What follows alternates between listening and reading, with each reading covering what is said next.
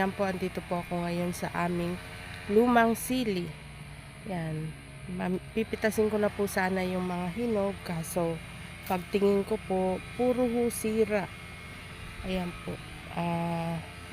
Nagkaroon po siya ng paltik. Ayan, tapos nung ay paltik na po siya, ay yan po, natutuyo. Ayan po siya. Yan, nagkaroon po ng sakit na ganito ang aming siling labuyo. Yan. Nagkakapaltik ho, tapos natutuyo. Yan.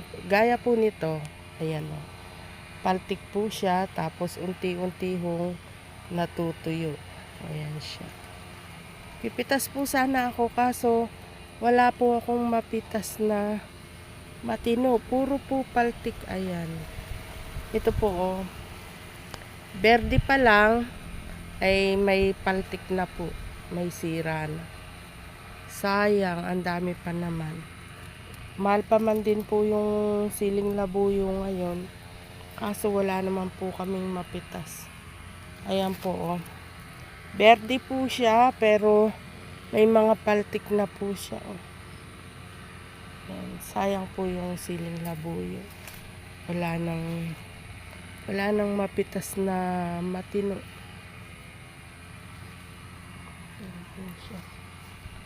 Wala na kaming pambenta. Ayan po.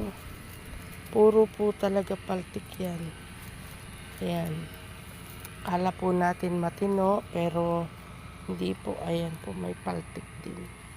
Lahat po talaga. Puro paltik yung aming lumang siling labuyo.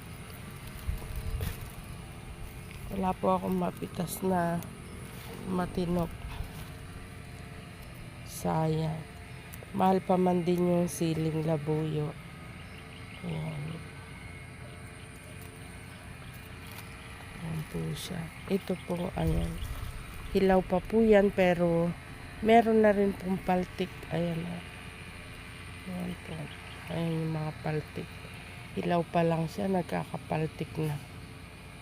Ayan o. Ayan siya. Kaya sayang naman po. Sana kung wala lang hong paltik tong mga sili namin, medyo maano po sana. Marami-rami yung mapipitas. Kaso wala ho talagang ano. Yan, ito. Ito yan.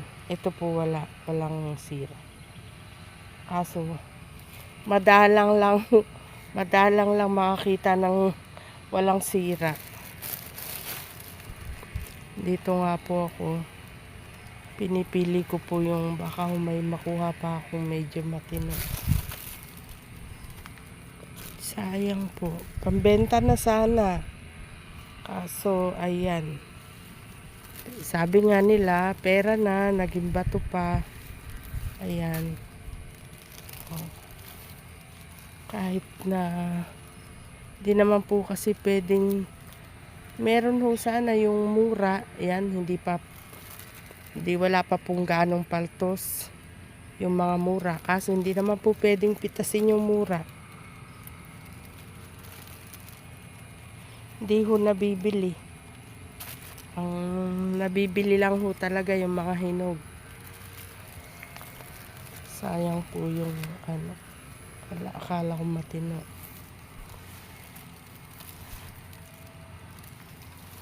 Ayan po. Wala po talagang matino. Lahat po. Marami pong bulaklak. Ayan. Sana yung mga susunod na bunga nila ay matino na. Maubos na po sana yung paltik na yan. Yung mga pachi. Wala mga sira. Ni-spray naman po ng aking habay to. Ng sabi pang paltik daw po. Wala ring effect. Nung nagkakapaltik na ho yan, umpisang paltik-paltik. Konti palang paltik nun. binilihan na ho namin ng pangontra sa paltik. Kaso ganun pa rin po hindi naman nabawasan yung patsi. Ganun pa rin, ayan namatsi po talaga. Halos lahat po talaga patsi. Sayang po yung aming siling labuyong luma. Yung basal po naming labuyo, meron na din po, kaya lang di naman ho kasing grabe talaga nitong luma na wala na talaga hong mapitas na matino. Ayan po yung aming siling labuyong luma. Wala na pong mapitas na matino. Kala ko may mapupulot pa ako, kaso wala na talaga.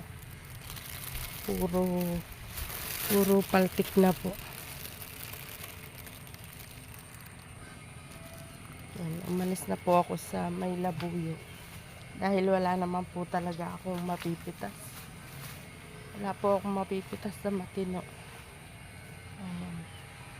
Yan po, kailan lang po ginras cutter yan, malabog na naman yung damo. Kasi tag-ulan nga po. Kaya mabilis pong tumubo yung damo, mabilis lumaki. Yan. Dito po yung namin, basal na labuyo, ayan.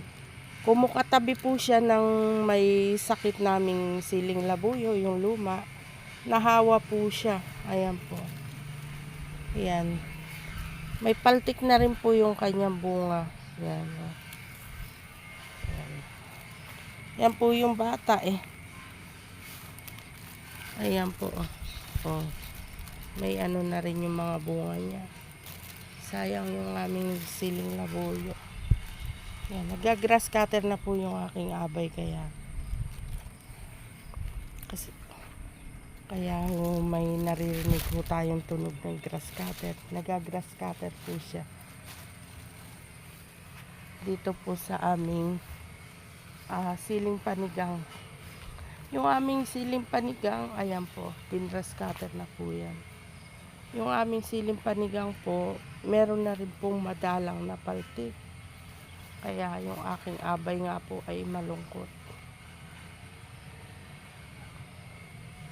Ini-spray naman po niya pero meron pa rin pong madalang na paltik. Ito nga po may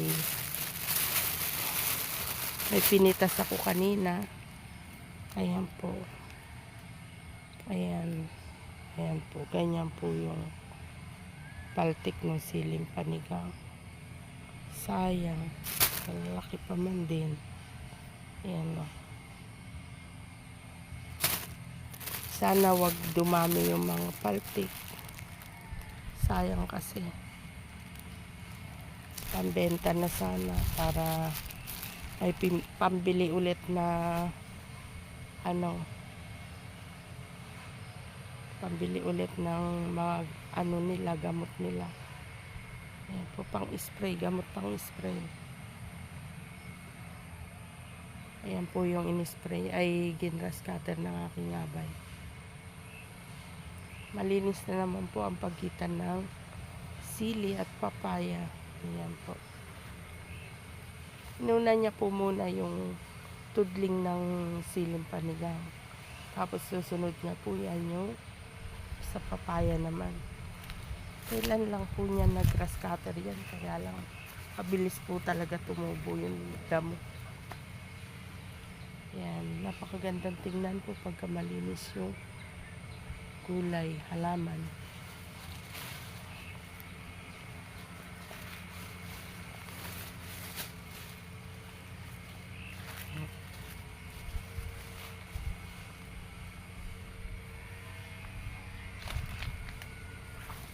Ayan na po yung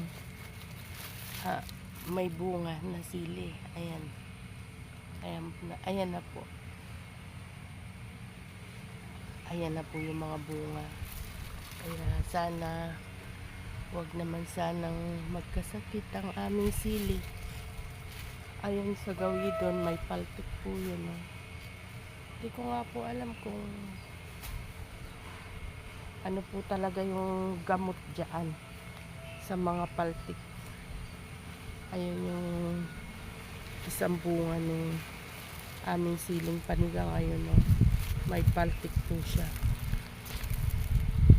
Hindi po ako makapasok kasi ayun, no?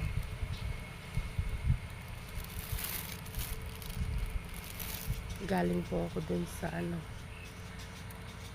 may paltik na mga labuyo, kaya ayaw po akong papasukin sa loob ng aking abay.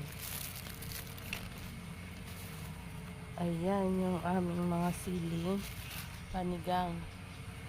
Ayan. Malapit na pong mapitas yung mga bunga nila. Kaya nga po nung nakita ng aking abay na yung ibang bunga ay may paltik na din, nalungkot po siya. Kasi ini-spray naman po niya yan. Kaso hindi po talaga talagang nagkakapaltik pa rin po yung ano po kaya magandang gamot dyan, mga ka-farming?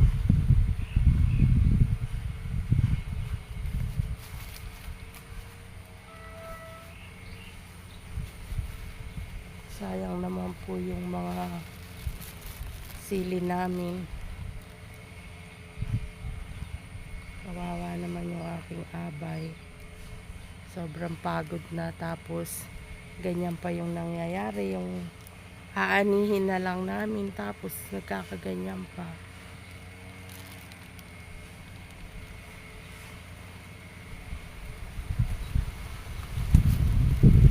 Thank you for watching, mga ka-farming. Please like and subscribe my YouTube channel.